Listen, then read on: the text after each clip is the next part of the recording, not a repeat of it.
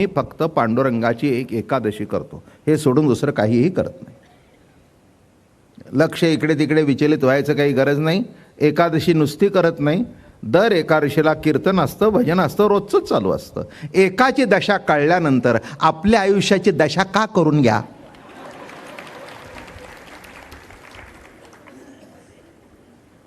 नाही का? एकादशी शब्दाचा अर्थ जीवनामध्ये दशा कुणाची आहे? एकाची आहे. आणि एकाची दशा हे जर कळलं नाही तर त्याच्या इतकी दुसरी दशा दशा दशा होऊन जाते.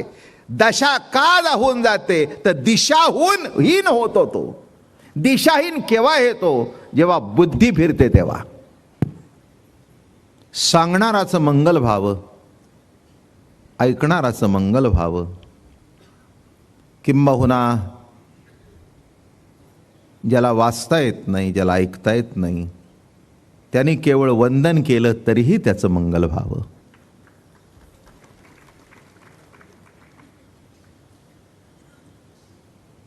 हाच हेतू आहे. बल्ब कसा करतात हे फार थोड्या लोकांना माहिती आहे, पण बटन दाबल्यानंतर प्रकाश होतो हे सर्वांनाच माहिती आहे.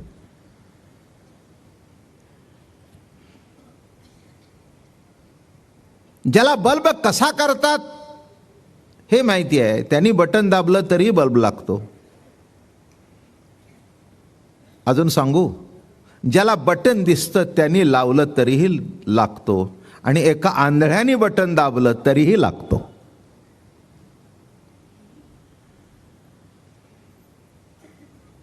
तो असं म्हणत नाही की तू आंधळा आहेस, तुला काय करायचं आहे.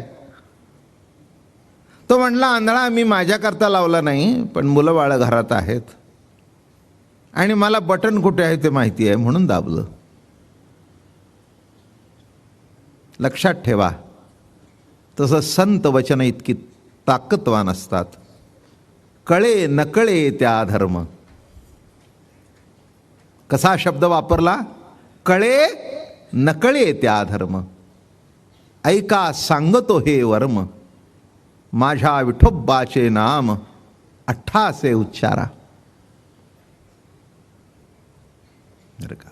जाणीव नेणीव भगवंती नाही. जाणीव नेणीव भगवंती नाही, हरि उच्चारणी पाही मोक्ष सदा. जाणत्या नेणत्या ज्या जैसी आवडी, उतार सांगडी तापे पेटी. जाणता असू दे, नेणता असू दे, कसा काशेना. तसं या गणपती बाप्पाला वंदन करणं, त्याचं चिंतन करणं, त्यामुळेच मंगल होणार आहे. अशी पारंपरिक जी रूढी आहे, पारंपरिक सिद्धांत आहे, त्याला अनुसरून ज्ञानेश्वर महाराजांनी जरी विठ्ठल भक्त होते, विठ्ठलाचे उपासक होते, नव्हे नव्हे त्यांच्या आईवडिलांचं नाव सुद्धा विठ्ठलपंत आणि रुक्मिणी असंच होतं, तरी पण कुलदैवत विठ्ठल असून सुद्धा ग्रंथाचा आरंभ करताना गजाननाला वंदन केल्यानंतर मंगल होतं. म्हणून पहिल्यांदा तात्विक वंदन झालं, वस्तुनिर्देश रूप वंदन.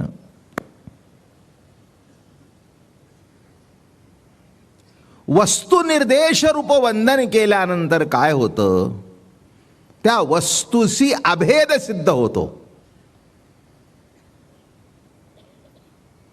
माझं बोलणं लक्षात आलं का? वस्तुनिर्देश रूप मंगल केल्यानंतर, वंदन केल्यानंतर वस्तुरूप जो परमात्मा आहे त्याच्याशी आपला अभेद सिद्ध होतो.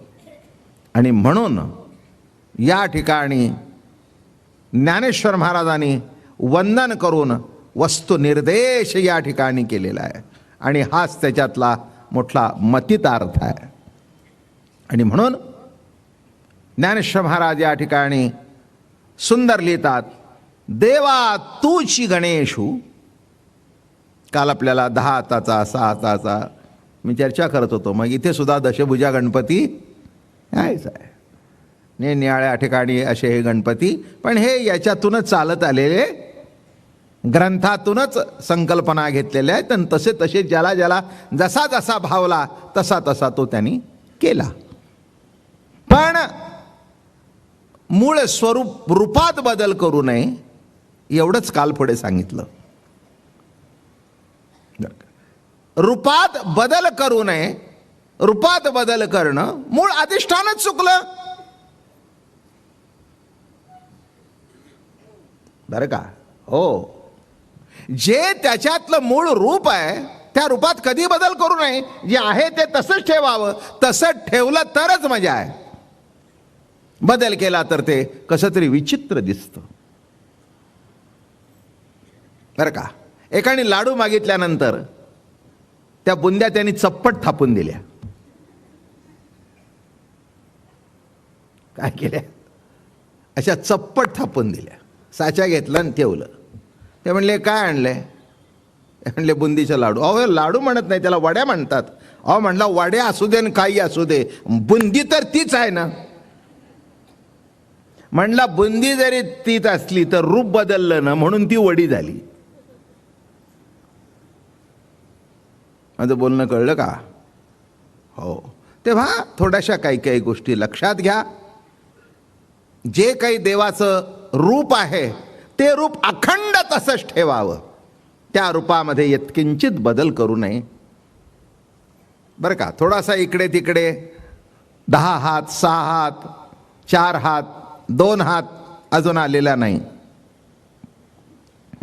पण 4 हातापर्यंत गणपती आहे. तेव्हा असा गणपती सांगता सांगता सांगता आपण कुठे आलो? सकलार्थमती प्रकाशू. आता हे जे निरूपण करायचं आहे हे काही साधं सुद्धा नाही. काय एखाद्या राजकारण्याने सभेत काय सांगितलं सांगता येतं. तो अमका मुद्दा मांडला, ते तसं निघालं तसं निघालं, सहज कुणालाही सांगता येतं. बरं, नवीन काही नसतंच नाही का. भाषण म्हणजे काय असतं? दुसऱ्या पक्षाचं उणं काढणं म्हणजे हेच भाषण. याच्यापेक्षा काही आहे का दुसरं? नाही. आम्हाला जर निवडून दिलं असतं तर आम्ही असं केलं असतं, आम्हाला तुम्ही निवडून दिलं नाही म्हणून हे असं चाललंय. म्हणजे उणं काढणं हेच भाषण. त्याच्यापेक्षा काही. हां, 2 सासवा जर देवळात भेटल्या, मला काय वाटायला लागलंय, माणसं माझ्या पुढची इतकी शहाणी झाली सध्या की एखादा शब्द मी फेकला की त्यांना ताबडतोब कळतं. फक्त नको कळायला पाहिजे तेवढंच कळतं. कळायला पाहिजे ते मला तास सांगावं लागतं. काय काय बरोबर आहे. हे अनुभवच नाही, हे रोजचा अनुभव आहे. मग तुम्हाला काय वाटलं, या म्हाताऱ्या देवळात जातात ते काय देवाच्या दर्शनाला जातात का नाही? यात चकाटे पिटायला जातात ते. काय, आणि शेवटी देवाच्या साक्षीने निंदा करत असतात. कसा तो देव पावायचा? काय बिलकुल देव बिव काही पाच, देवाच्या साक्षीने चालू आहे. अरे देव दर्शन घेतल्यानंतर वृत्तीत पालट होणं हे महत्वाचं आहे. तो तर यत्किंचित सुद्धा होत नाही. मी एक तुम्हाला सांगतो, पहिल्यांदा आपण परमार्थ कशा करता करतो हे समजून घ्या. तुम्ही सुद्धा रोज येताय, मलाही आनंद वाटतो, अगदी फुल होत आहे. आता तर काही असं म्हणजे आता रविवार आणि सोमवारच्या गर्दीत फरक नाही. काय फुलमध्ये समाज अगदी शेवटपर्यंत इथे बिथे आनंद वाटतो मला. पण मला काय म्हणायचं आहे की आपण एक एक महिना येतो, आनंद आहे, पण कशा करता येतो? मला असं वाटतं, एक विधान मी करतो, नीट लक्षात घ्या. इथे हे देव भेटण्याकरता माझं प्रवचन नव्हे, तर देव कळण्याकरता प्रवचन आहे. हा पहिला बेसिक प्रिन्सिपल लक्षात घ्या. देव भेटण्याकरता बाबा महाराज प्रवचन करत नाहीत, देव कळण्याकरता प्रवचन आहे. हे जे सांगतोय देव कळण्याचं प्रवचन आहे, देव भेटण्याचं नाही. जेव्हा वस्तू निर्देश सांगितलं तेव्हा तुमच्या माझ्यात आत बाहेर जर ती वस्तू आहे तर भेटण्याचा प्रश्न कुठे आला? म्हणून इथे भेटण्याचा प्रश्न नाही. कोणी सांगतात तुम्हाला देव भेटेल, मला काही कळलेलं नाही. जो मला कधीही सोडून गेला नाही तो भेटण्याचा प्रश्न येतोच कुठे? कळत नाही, मान्य आहे. कारण ज्ञानोबाराने एक सुंदर शब्दात सांगितलं, जवळी आहे परी भेटेना. जवळी आहे परी भेटेना. जवळ आहे पण भेटत नाही. भेटत नाही शब्दाचा अर्थ कळत नाही. आणि हा कळण्याकरता एवढा सगळा प्रपंच आहे. म्हणून देव भेटणं अमकं तमकं हे सगळं म्हणणं इतकं गौण आहे बरं का. आमचे आप्पा महाराज फार विनोद करायचे याच्यावर. एक मनुष्य साधक आपल्या गेला महाराजाकडे. महाराजाकडे गेल्यानंतर म्हणले, महाराज मला देव केव्हा भेटेल? म्हणले, असं कर बाबा, देवाची सेवा कर म्हणजे तुला देव भेटेल. देवाची सेवा कर तुला देव भेटेल.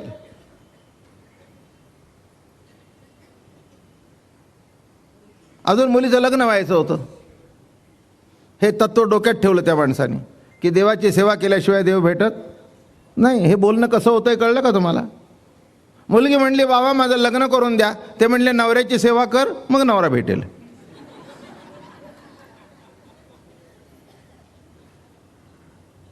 बोलणं समजतंय का माझं?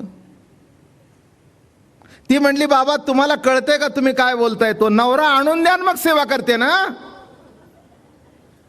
देवाची सेवा करण मग देव भेटेल. आता सेवा करण्याकरता देव भेटला पाहिजे ना, का देव न भेटताच सेवा करायची? आपण काय बोलतोय हे सुद्धा कळत नाही. मग ते हे दृष्टांत सांगायचे, हे यांचं बोलणं कसं वाहतोय म्हणण्याची कळायचं का? हां, नवरा भेटण्याकरता पहिल्यांदा नवाची सेवा कर मग नवरा भेटेल. ती म्हणली, बाबा नाही, माझा बोलण्याचा अधिकार नाही तुम्हाला, माझे वडील आहात, पण तुम्हाला तरी कळतंय का? अहो, नवऱ्याची सेवा करून नवरा कसा भेटेल? नवरा करून द्या मग सेवा करते. तसं देव कळू द्या मग त्याच्याशी जवळीक करता येते. म्हणून भेटणं पहिल्यांदा मला एक सांगायचं आहे, इथल्या माणसाने प्रवचन 1 महिना ऐकल्यानंतर कुणीही म्हणायचं नाही की आम्हाला देव भेटला नाही, कळला नाही म्हणा, तुमच्याशी सहमत आहे. पण भेटला नाही असं म्हणायचं नाही, कारण तुमच्या अगोदरपासून तो आहे, तुम्ही असताना तो आहे आणि तुम्ही गेल्यावर सुद्धा तो असणारच आहे. तो तुम्हाला सोडून कसा राहील? तुमच्या अजून लक्षात आलं नाही का? जीव हा प्रभू व्यक्त होण्याचा एक साधन आहे. मुलाच्या आधाराने आईचं बाईचं मातृत्व प्रगट होतं. आता बोलणं कळलं? प्रत्येक मुलीमध्ये मातृत्व आहे, पण मुलाच्या माध्यमातून ते मातृत्व उत्संबळून येतं बरं का. आपोआप दूध येऊ लागतं, आपोआप पान्हा येतो, आपोआप प्रेम उत्संबळून येतं. काय खटपट, बाळा दूध कोण करीते उत्पत्ती. आपोआप. माझं म्हणणं नीट लक्षात घ्या. तसं ते प्रगट झाल्यानंतर या गोष्टी आपोआप होत असतात. थोडंसं म्हणून प्रवचनाचा भाग लक्षात घ्या. भेटणं बिलकुल नाही. आणि एवढं ऐकून जर म्हटला तर माझाच पराजय आहे, कारण मीच सांगायला कुठेतरी कमी पडलो असं मला वाटेल. कळण्याचा विषय आहे आणि कळल्यानंतर कळेल. महाराज म्हणाले भागवतात, मद हृदयस्थाचे ठाई. बघा, मद हृदयस्थाचे ठाई भजनशीळ कोणीच नाही. शिणता बाह्य उपायी जन अपायी पडताती. जन अपायी पडताती. हे असंच आहे.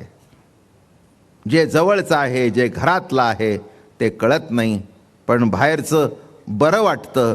हा जीव स्वभाव आहे. जवळचे परके वाटतात, पण एखादा मित्र जो दारू प्यायला शिकवतो तो जिवलग वाटतो, आहे ना? कोण शिकवतो? ज्यांनी प्यायला शिकवलं, ज्यांनी जुगार खेळायला शिकवलं, ज्यांनी वाम मार्गाला नेलं, तोच वाटतो अरे ये तो मेरा यार है. अरे वा रे यार. बोलणं कळलं का? जो वाम मार्गाला नेतो तो जवळचा वाटतो आणि जे जवळचे आहेत ते वैरी वाटतात.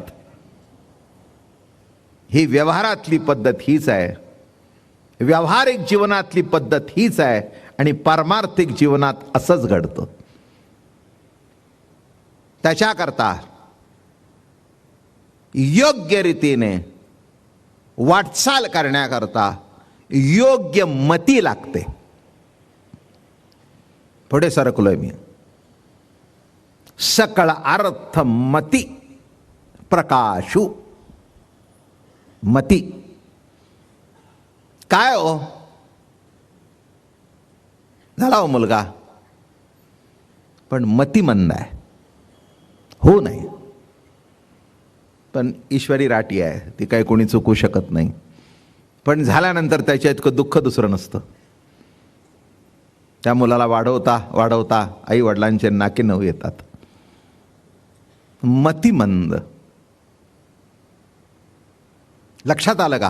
हात आहे, पाय आहे, नाक आहे, कान आहे, डोळे आहेत, वय वाढलं, उंची वाढली, मिशा आल्या, पण बुद्धी शून्य. याचा अर्थ कळला का? आपल्या जीवनामध्ये मतीला किती महत्व आहे. अतिशय महत्व आहे. घरामध्ये सुद्धा जो बुद्धिवान असतो त्याला महत्व असतंच. हुशार आहे, जर त्याला विचारा का? मती. मती. काही काही माणसं इतकी हुशार असतात की सामान्य माणसाची मती गुंग होऊन जाते. म्हणजे काही मती मंद असतात आणि काहीची गुंग करणारी मती असते. लक्षात घ्या, याच्यावर जग जिंकता येतं. त्या बिल गेट्सला जे काही सुचलं, अहो त्याच्यातून कुठच्या कुठे गेलं ते. त्या बिलला गेटच उघडं झालं पैशाचं, पण पैशाचं गेट उघडं नंतर झालं, पहिलं मतीचं गेट उघडं झालं. माझं बोलणं कळलं का? पहिल्यांदा मतीचं गेट उघडं झाल्यानंतर सगळं गेटच उघडं, दारातून येतच आहे, येतच आहे, येतच आहे. जगात नंबर 1 सोडला नाही कैक वर्ष. हे कशाचं आहे? 750 वर्ष झाली लाखो घरामध्ये ज्ञानेश्वरीचं पूजन आहे. हे त्या मतीला वंदन आहे. हे त्या मतीचं कौतुक आहे. ज्ञानेश्वर महाराज पाहिले का? नाही. तुकाराम महाराज पाहिले का? नाही. पण त्यांची वाङ्मयीन मूर्ती आपल्या समोर असल्या कारणाने आपण म्हणतो वा, काय माऊली, काय नाथ, काय नामदेवराया, काय तुकाराम महाराज, वा. हे वाङ्मयातून दर्शन घडलेलं आहे. हे त्यांच्या, आणि वाङ्मयातून काय घडतंय? अहो जगाला बिघडवणारं सुद्धा वाङ्मय असतं का? नसतं का? माफ करा, ते बिघडवणारं वाङ्मय पोरं शाळेमध्ये वयामध्ये घालून चोरून वाचतात. ते वयच तसं असतं. ते वयच तसं असतं. काही कोणाचे काही दोष काढायचं काही गरज नाही आहे काय. पण गंमत कशी आहे मनुष्याची तुम्हाला माहिती आहे का? हे वाचू नको म्हटलं की ते वाचल्याशिवाय बरं वाटत नाही. मग तो पुस्तकात घालून वाचतो. मग बाप म्हणतो अरे काय आहे, कसला बसा वाच, अभ्यास झाला का तुझा गाढवा? माझं म्हणणं कळलं का? म्हणजे बिघडवणारं मती सुद्धा वाङ्मय आहे, पण जीवाचं कल्याण करणारं. आणि म्हणून 2 शब्द सांगतो, एक सद्बुद्धी आणि एक दुर्बुद्धी. काय शब्द आले? दोन्ही बुद्ध्याच बर का, हे लक्षात घ्या. दोन्हीलाही बुद्धीच नाव आहे, पण एक सद्बुद्धी आणि एक दूरबुद्धी. जरा मोठा अर्थ सांगतो आणि मग बाकीचे सांगतो. दुर्बुद्धी कशाला म्हणावी? जी बुद्धी आपल्याला देवापासून दूर नेते ती दुर्बुद्धी. साधं सरळ अर्थ. जवळ असलेला देव आपण जेव्हा मानत नाही किंवा तो नाही म्हणून पूर्तता करण्याकरता आपल्या बुद्धीची खटपट करतो, असे विद्वान पुष्कळ आहेत. महाराष्ट्रातच आहे असं नव्हे, जगभर आहेत. म्हणजे बुद्धिदाता नाही का. गणपतीचं का वर्णन आहे? लक्षात घ्या. शक्ती करता हनुमंताला पूजावं, पैशा करता लक्ष्मीला पूजावं आणि गुणा करता ज्ञाना करता गणपतीला पूजावं. हे लक्षात घ्या. कुणा करता कोणाची पूजा करायची. म्हणून आपल्याकडे या सगळ्या पूजा आहेत. अमावस्याला दिवाळीच्या लक्ष्मी पूजन करतो ना. का? ती लक्ष्मी प्रसन्न राहावी, आमच्या घरात वर्षभर ती यावी. बरोबर आहे ना. मग शक्ती करता हनुमंताचं पूजन, ज्ञाना करता गणपतीचं पूजन. बरं का? हो. गजानना गणपती बाप्पा आम्हाला योग्य सुचवा हं मती. शब्द लक्षात घ्या. जरा बुद्धीबद्दल सांगतो. अजून एक महत्वाचा बेसिक प्रिन्सिपल सांगतो. हात म्हणजे काय? हा हात, याला 5 बोट आहेत नाही का. आणि जी एकसारखी नाहीत. खरं आहे ना. एकसारखी नाहीत. बरोबर आहे. नक्कीच एकसारखी नाहीत. पण एकसारखी होतात ना. ही विसंगती आणि ही विसंगतीतली संगती. ही विसंगती आणि ही संगती. विसंगती आहे तिथपर्यंत काही हाताने उचलणार नाही आणि विसंगतीचं रूपांतर संगतीत झाल्यानंतर काहीही उचलता येईल. म्हणून 5 बोटं सारखी जरी नसली तरी 5 बोटं जेव्हा एकत्र येतात तेव्हा ते कुणालाही उचलतात. कळलं का?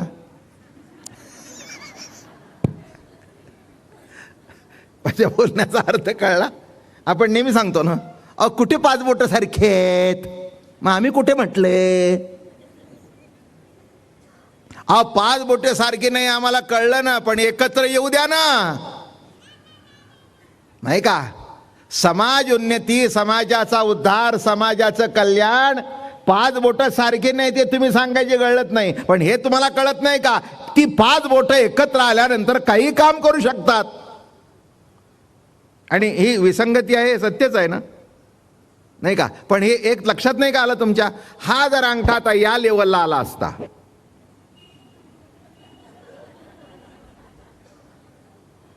हा अंगठा या लेवलला आला असता, अहो हे वरच्या वर तरंगला असतं, तुम्हाला भाकरीचा तुकडा मोडता आला नसता. तुम्ही कसं केलं असतं माहिती आहे का? म्हणजे हे टेकलंय पण हो तुम्ही ईश्वरी सत्तेतून काय मजा आहे बघा. ही 5 बोटं एकासारखी नाहीत पण काय मजा आहे हो. ही अशी झाल्यानंतर मी म्हटलं, मी असं केलं प्रयत्न, काही ते आले ना. ते म्हणले अरे विसंगती असू दे. म्हणून लक्षात ठेवा, सुख का दुःख, चांगलं का वाईट, कर का खोट, पाप का पुण्य म्हणू नका. विसंगती हीच सत्तेची संगती आहे. हा सिद्धांत आहे पहिल्यांदा. हा सिद्धांत लक्षात ठेवा. हा चांगला का वाईट, हा खरा का खोटा हे बोलूच नका. विसंगती असल्याशिवाय भाजीला रुची नाही. काय आहे का नाही? भाज्या करता का नाही घरी?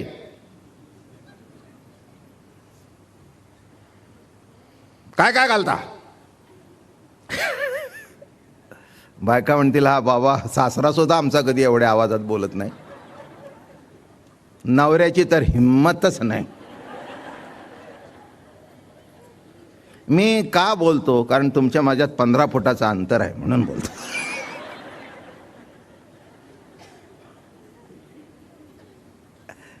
काय अहो, विसंगतीशिवाय भाजी चांगली होते का? काय होते का? नाही ना? लक्षात नाही का आलं तुमच्या? हां हां, माहिती आहे. एका भाज्यामध्ये सगळी विसंगती, सगळी विसंगती. खारट मीठ, तिखट मिरची, आंबट चिंच, पुन्हा मेथ्याची फोडणी, पुन्हा मोहरी, पुन्हा आलं, पुन्हा लसूण आलं,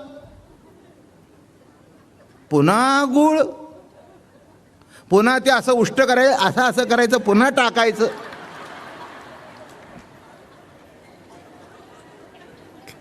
आज मला इतकं बरं वाटतं, इतकी अनुभवी मंडळी मला विसरली. आणि मग गणपतीला कठीण आहे सगळं. काय हे सगळे विसंगती आहे ना?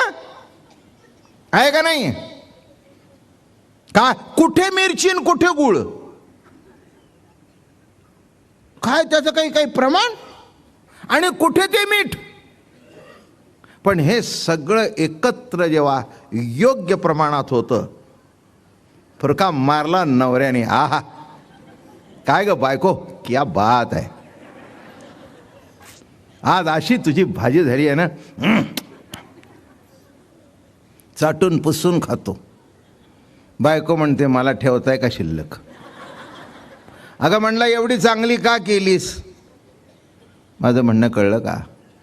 अरे बाबा, हे सगळं जीवनच असं आहे.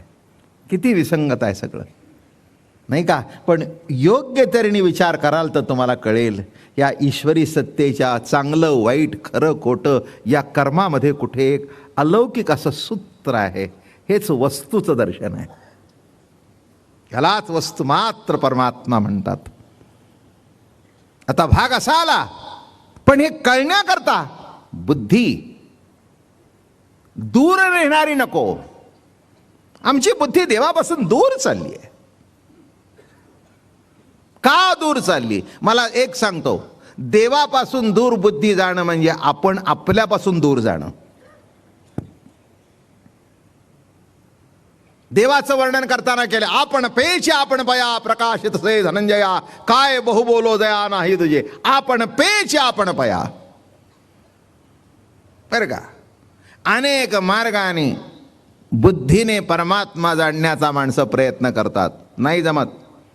काय असतं, माणसाला बुद्धीचा आपल्या फार अभिमान असतो. एक फार अवघड आहे, आमच्या बुद्धीला पटल्याशिवाय आम्ही मान्य करत नाही.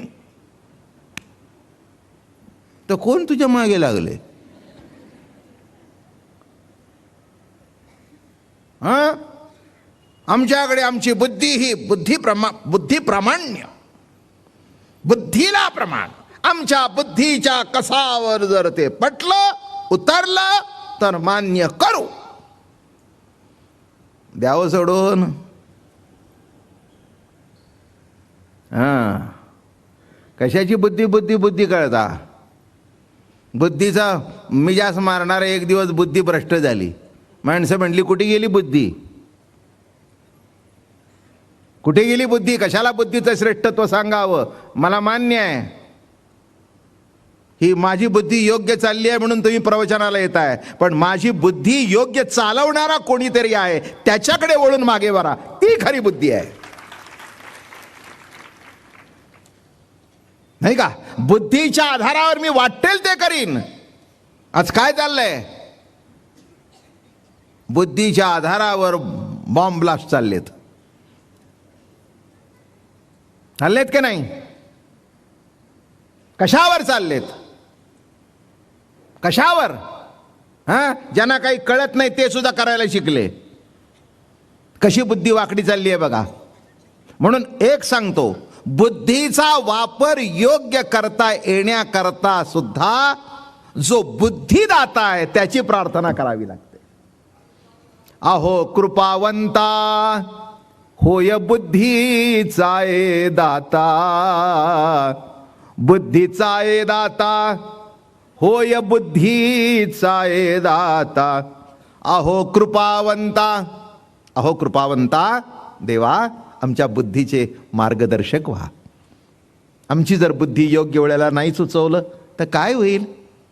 एका मुलाला की नाही पेपर मास्तरने घेतल्यानंतर पायली उतरताना उत्तर सुचलं तेव्हा, आणि मग तो असा असा करू लागला. दुसरा म्हणला असा असं का करतोयस? म्हणला उत्तर आता सुचलं. बरं पुढच्या वर्षी बस.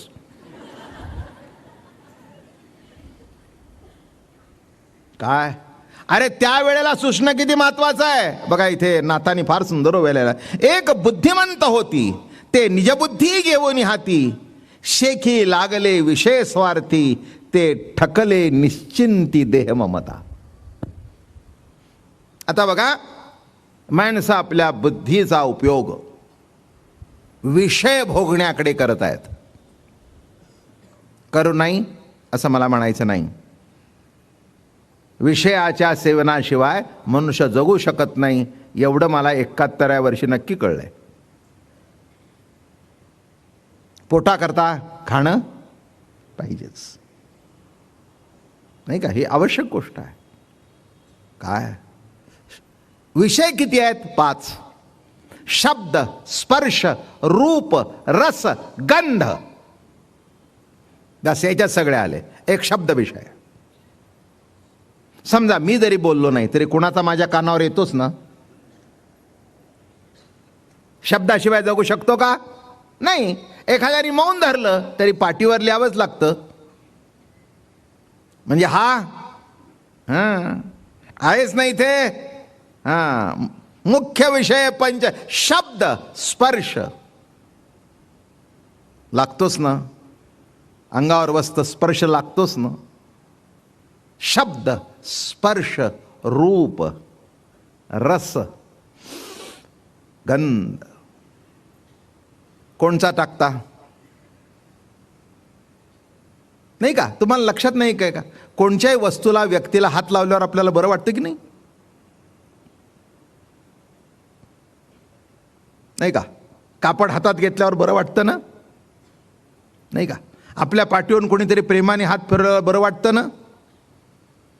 आपल्याला मुलगा जवळ आला त्याच्या गालावरून हात फिरवला, पापी घेतली, बरं वाटलं ना? आहे ना स्पर्शातलं सुख का नाही म्हणता? अहो आपण सुद्धा आरशात बघतो. किती वर्ष बघतोय? दाढी बिडी केल्यावर उगीच असं बघतो. मी एकाला म्हटलं तोंड नीट करून बघ की, थोबाड वाकडं करून का बघतोयस? बघा माणसा, मग ते हे हा वोट वर करतील, हा वोट करतील. तर म्हणला गप्प बसानं, मला माझा आनंद मिळतोय ना. बरं काय स्पर्श. आपलं मूल आपल्या मांडीवर झोपलंय, त्याला थोपटताना काय बरं वाटतं, त्याच्या अंगावरून का. अहो स्पर्श विषय हा, लक्षात ठेवा.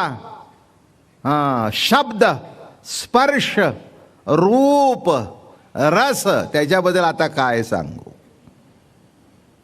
नुसतं गाडी येताना रस्त्याने, आमची ते रस्त्याने गाडी येते बघा, तिथे तो पूल आहे ना कोटचा तरी, म्हात्रे पूल का काहीतरी, आमच्या गाडीतली माणसं रोज वाचत असतात कोथिंबिरी वडी.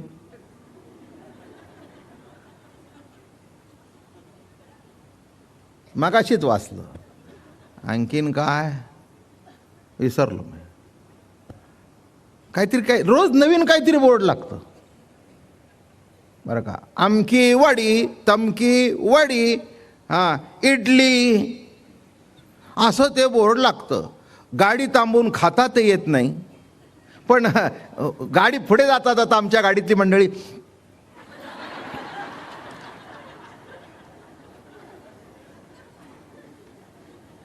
मग त्याच्या पुढे चर्चा सुरू होते. आपण घरात जी करतो ती चिरून करतो, हे थापून करतात.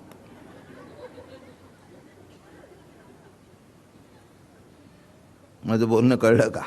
रस म्हणजे बोर्ड बघून जर चिळकांडी उडते, ते बघा तो आमचा तो पोरका खुर्चीवरचाच उठला. तो बघा आता तुम्ही बघितला, तो एकदम उठून उभा राहिला. कळलं का विषयाचा रस काय आहे? काय प्रवचनात जर नुसतं बायकोनी सांगितलं कानात, आज तुमच्या आवडीच्या हळूहळू ऐकल्या, तो बघा त्याचं अख्खं प्रवचन असंच करील.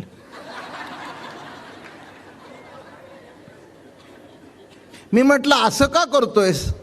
तो म्हटला बायकोनी हळूहळू गेली. कळलं का? मी एक तुम्हाला सांगतो, सर्व विषयामध्ये कठीण असेल तर हे आहे बघा. पुढचं मी बोलत नाही. रसना नावरे तू का म्हणे, समजून घ्या. पुढचं मी बोलत हो. माणसाला किती तुम्ही सांगा खाऊ नका, की त्याला अरे काय एकादशी असू दे, नाहीतर गुरुजी श्रावणातला पवित्र सोमवार असू दे. अलीकडची ती पद्धत बंद झाली. पूर्वी फार मला आवडायची बरं का. ते असं अगदी हॉटेलच्या तोंडावरच ती कढई आणि कांद्याची भजी. ओ हो हो हो हो हो. त्याला कालच नाव कोणीतरी सांगितलं, खेकडा भजी. म्हणजे हे काल माझ्या कोणीतरी सांगितलं, माझ्या काल ज्ञानात एवढ्या वर्षांनी भर पडली. आम्ही आपले ती कडक होते, म्हणले खेकडा भजी. तुम्हाला काय सांगू, ते असं चोळून टाकताना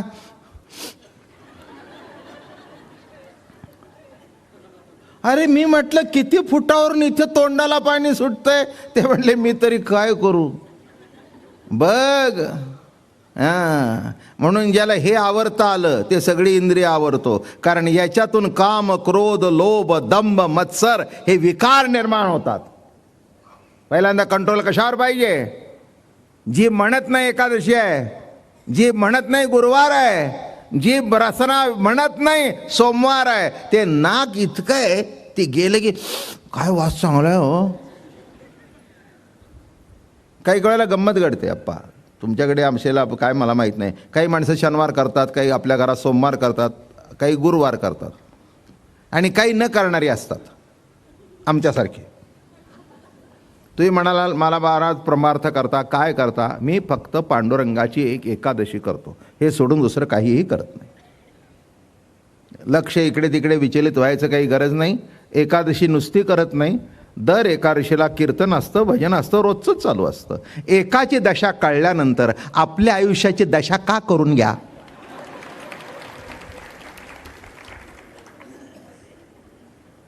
नाही का? एकादशी शब्दाचा अर्थ जीवनामध्ये दशा कुणाची आहे? एकाची आहे. आणि एकाची दशा हे जर कळलं नाही तर त्याच्या इतकी दुसरी दशा दशा दशा होऊन जाते.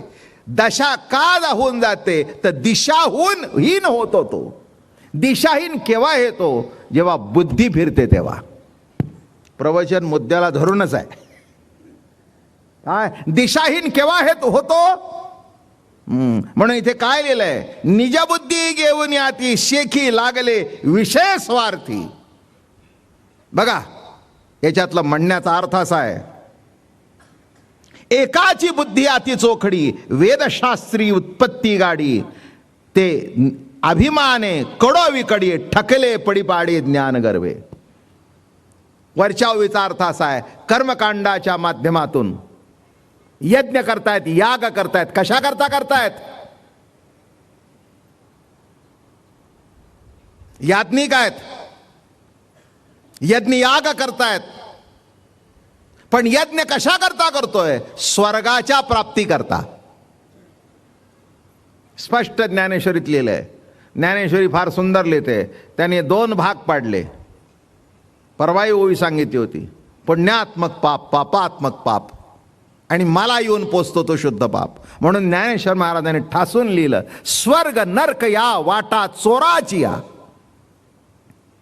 ऐसे दीक्षित जे सोमपप, आपणची यज्ञाचे स्वरूप. यज्ञामध्ये सोमरस असतो. सोम म्हणजे दारू. तो यज्ञाचा प्रसाद म्हणून सेवन करायचा असतो, पण त्याच्यात ते आहे. ज्ञानेश्वर महाराजांनी, आता तुम्ही म्हणाला आता आम्ही रोजच यज्ञ करू,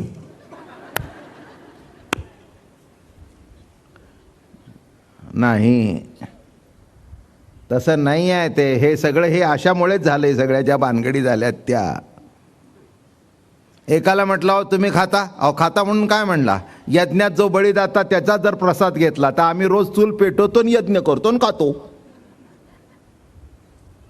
हे जे गोंधळ झाले ते इथेच गोंधळ झालेत सगळे, लक्षात घ्या. होई शेखी लागले विषय स्वार्थी, हुशार बुद्धी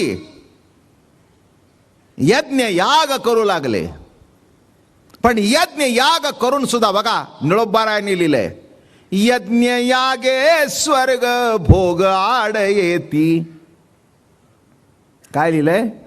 यज्ञ यागे स्वर्ग भोग आड येती, करिता तपे काम क्रोध खवळती. या ओळीला धरूनच आहे, करिता तपे काम क्रोध खवळती, नित्यानित्य ज्ञाने अभिमान वाढती, करिता तीर्थाटणे अहंकाराची प्राप्ती हो, धन्य ही आनंदाची सापडली वेळ. पुढचा आहे का, तेने संत सज्जन भेटले कृपाळ, त्यानी फेडी याला बुद्धीचा हो मळ. हे बुद्धीवर चढलेला मळ आहे, त्याने फेडी याला बुद्धीचा हो मळ. काय केलं? दृष्टी दाखविला यशोदेचा बाळ हो, धन्य ही आनंदाची सापडली वेळ. म्हणून लक्षात ठेवा, सध्याच्या काळाकरता यज्ञ याग कालबाह्य झालेले आहेत. आपलं सामान्य छोटं छोटं आपण करतो, हा भाग निराळा, पण ते या कालाकरता ओवी सांगतो, कृतयोगी शमदमादी साधने, त्रेतायोगी अगमोक्त पूजन, तंत्रविधान विधियुक्त, या परी त्रियुगी जना परमसंकट साधना. मग कलियुगी काय करावं? कलियुगी करावे हरीचे चिंतन. न लगे योग याग त्याग दान. काय सांगतायत? कलियुगामध्ये न लगे योग याग त्याग दान, निर्लज्ज करिता हरी कीर्तन, चारी मुक्ती चरणवंदिती. म्हणून काय करतो? यज्ञ करतो, सगळं पाठ पाठांतर करतो. अरे पण एवढं करून एक यज्ञ केला नाही, 100 केले. 100 यज्ञाच्या माध्यमातून काय मिळालं? स्वर्ग. स्वर्गाला काय गेल्यानंतर मिळालं? पहिल्या इंद्राची बायको. काय फलश्रुती. म्हणून ज्ञानेश्वर महाराजांनी स्पष्ट लिहिलं, स्वर्ग नरक या वाटा चोराचिया. ज्ञानेश्वर महाराजासारखा आध्यात्मिक क्षेत्रामध्ये क्रांतिकारक दुसरा झाला नाही. अहो हे त्या काळी बोलायचे आप्पा, आताचा काळ निराळा आहे, फ्रीडम ऑफ स्पीच. वाटेल ते जण वाटेल त्याला बोलतो, बरं का? हो. आणि त्या काळामध्ये स्वर्ग नरक या वाटा चोराचिया हे स्पष्ट लिहून ठेवावं. हे केवढी ताकद आहे त्यांच्यात, पॉवर होती. कारण त्यांना माहिती होतं, माणसं बुद्धी इकडे खर्च करशील, अरे बुद्धी दिली आहे ना, ती बुद्धी चांगल्या करता खर्च कर. बॉम्ब करण्याकरता खर्च करतोयस, त्यापेक्षा जगाच्या कल्याणाकरता कर. एक सांगतो तुम्हाला, आईन्स्टाईननी वगैरे जी मंडळी होती त्यांनी अणूचा शोध लावला. पुष्कळ राजकारण आहे त्याच्यामध्ये. हे सगळे सायंटिस्ट या राजकीय मंडळीने ताब्यात घेतले. अमेरिका, रशिया, वाटणी झाली आणि त्यांना अणुबॉम्ब करायला लावले, अशा गोळ्या लावून. आणि जेव्हा नाकासाकी हिरोशिमावर पहिला बॉम्ब पडला, आईन्स्टाईन म्हणाला, चुकलं माझं. मला माहिती नव्हतं, मी अणूचा शोध लावला तो जगाच्या कल्याणाकरता.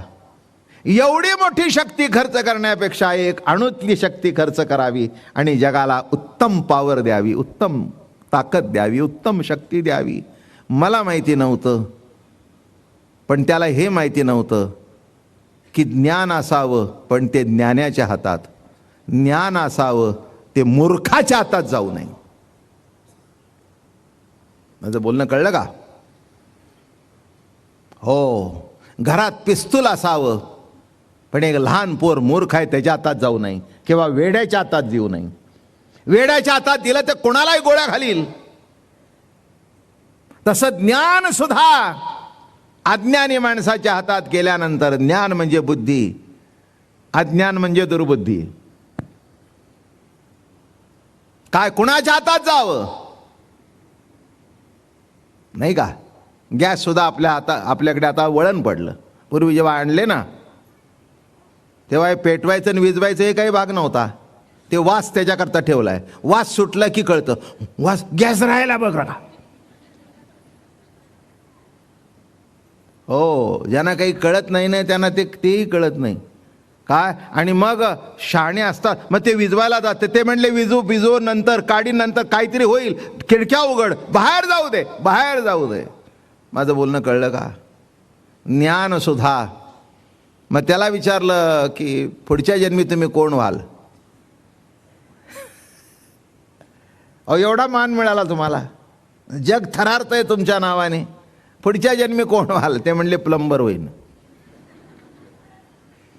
ते म्हणले का? त्याचं उत्तर एक आहे, म्हणले निदान नळाचं पाणी जोडून तरी घरात पोचवीन, हे तोंडचं पाणी काढलं.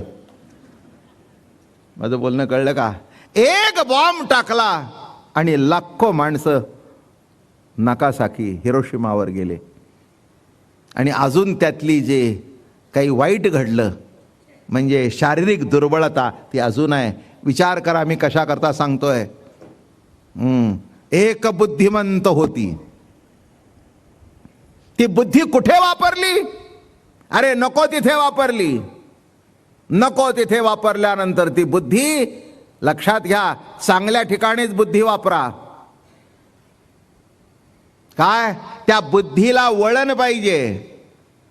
महाराजांनी एका ठिकाणी म्हटलं, बुद्धीचं वैभव कशात आहे? हरिपाठ. बुद्धीचे वैभव अन्य नाही दुजे, एका केशवराजे सकळ सिद्धी. बुद्धीचं वैभव कशात आहे? तर ज्यांनी बुद्धी प्रगट केली त्या परमात्म्याला जाणण्यात बुद्धीचं वैभव आहे. पण ती बुद्धी त्याने कुठे लावली? गोदरेजच्या चावीच्या कारखान्यात नोकरीला लागला. चाव्या करायच्या कशा शिकल्या? तिजोरी शिकला. मग त्याला काय, महिन्याला फार तर फार 10,000. दुसरं 2 जण भेटले. ते म्हणले काय तुला चाव्या कशाच्या माहिती आहेत ना, चल ना आपण हाच धंदा करू. आपल्याकडे लिस्ट आहे कोणाकोणाला तिजोऱ्या दिल्यात. तिथे जाऊन महिन्याला 10,000 घेण्यापेक्षा लाखो रुपये. माझं म्हणणं कळलं का? जी बुद्धी चांगली होती ती बुद्धी वाईटाकडे वापरल्यानंतर संपलं. लक्षात घ्या, देवाने आपल्याला बुद्धी चांगली दिलेली आहे. घरात सुद्धा चांगली माणसं असेल तर संसार टिकतो. दुर्बुद्धी सुचली तर संसार फुटायला 1 दिवस लागत नाही. त्याच्याकरता घरात येणारी मुलगी चांगली असावी लागते. सून चांगली मिळणं हे घराचं भाग्य असतं आणि सुनेला सासूनी चांगलं वागवणं हे सासूचं कर्तव्य असतं. कारण ही 2 जोडी जर नीट असेल तर घर नीट चालतं. एकीला जर त्यातल्या दुर्बुद्धी सुचली तर सासऱ्याचा नवऱ्याचा, एक सँडविच मधला टामेटो आणि दुसरा सँडविच मधला बटाटा. एक स्लाईक सासू, दुसरी स्लाईक सून. वाटोळ त्या नवऱ्याचं. जरा थोडस बायकोच्या बाजूने बैल बुद्धी आहे, जरा थोडं ऐकलं की, तिचं ऐकलं की तिचंच जर ऐकायचं होतं तर मला कशाला करून आणलं. जा वाटोळ वाटोळ वाटोळ अवघड आहे बाबा. त्राहे त्राहे त्राहे सोडवी अनंता.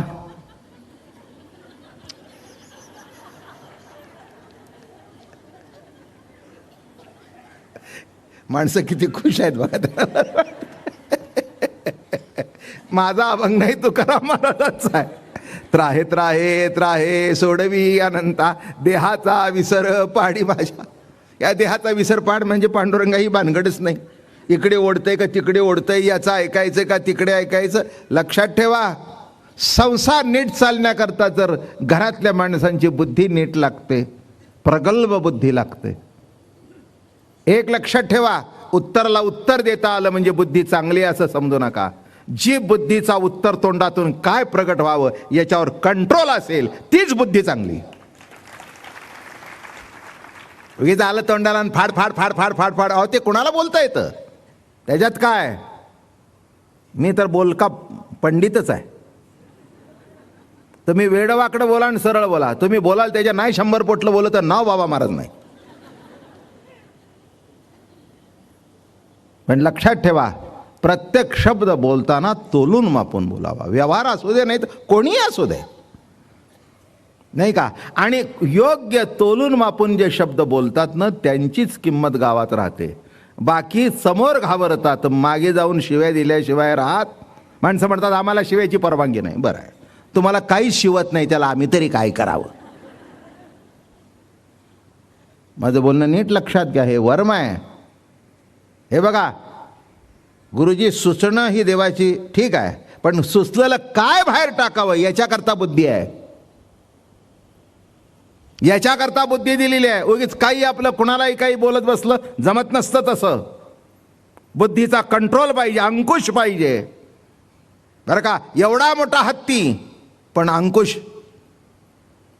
बरं का, त्या हत्तीला असा अंकुश दाखवला खाली बघतो, तसं बुद्धीवर कंट्रोल पाहिजे.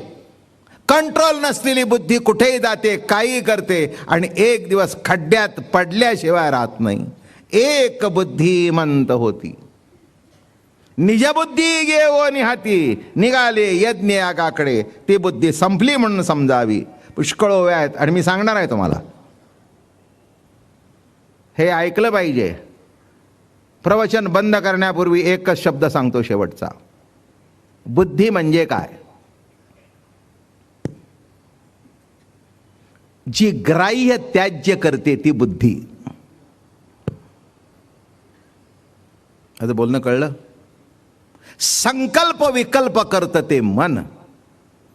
वाया मन हे नाव, एरवी कल्पनाची सावयव. वाया मन हे नाव, उगीच मन म्हटलंय त्याला, पण ही कल्पना म्हणजेच मन. तसं बुद्धी म्हणजे काय? काय बुद्धी म्हणजे? मगाशीच सांगायचा विषय सुरुवात केली आहे. हात म्हणजे काय? पाय म्हणजे काय? जे चालतात ते पाय, जे चालण्याकरता तुम्हाला मदत करतात ते पाय. तोंड म्हणजे काय? जे बोलण्याकरता मदत करतात ते काय? खाण्याकरता जे आतमध्ये ढकललं जातं ते. जीभ म्हणजे काय? जिच्यावर एक ठेम ठेवल्या बरोबर सांगते खारट झालंय. डबल साखर